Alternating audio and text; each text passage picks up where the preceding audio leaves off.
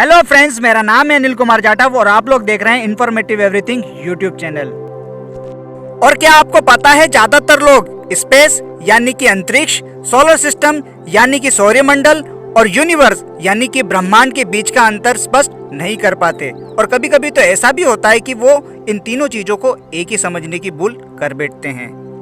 तो क्या फ्रेंड्स, ये तीनों चीजें वाकई में एक हैं? चलिए आइए आज की वीडियो में इसी बात का पता लगाते हैं। तो आइए सबसे पहले बात कर लेते हैं सोलर सिस्टम की। सोलर सिस्टम, जिसको दूसरे शब्दों में स्टार सिस्टम भी बोला जाता है, जहां सेंटर में एक तारा होता है और उसके इर्द गिर्द खगोलीय वस्तुएं चक्कर लगा रही होती हैं, जैसे कि प्लैनेट्स, और प्लैनेट्स के चक्कर लगाती हैं उनकी नेचुरल सैटेलाइट्स, और साथ ही साथ एस्ट्रॉइड और कॉमेट्स भी। ये सब की सब तारामंडल के हिस्सा होते हैं।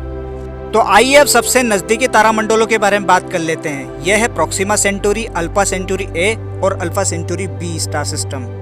एक्चुअली ये बाइनरी स्टार सिस्टम है, जो कि हमारे सोलर सिस्टम का सबसे नजदीकी पड़ोसी है। इसके बाद अगला स्टार सिस्टम है बर्नार्ड स्टार सिस्टम, जो कि हमसे लगभग 6 लाइट ईयर्स की दूरी पर है। ये एक रेड ड्वार्फ तारा है, जो कि हमारे सोलर सिस्टम के जुपिटर ग्रह से बस थोड़ा ही बड़ा है। इनके अलावा भी बहुत सारे स्टार्स हमारे सोलर सिस्टम के पड़ोसी हैं, जैसे कि लूमन 16 और सीरियस स्टार।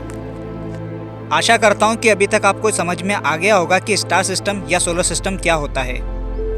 तो अब बात कर लेते हैं स्पेस यानी अंतरिक्ष की।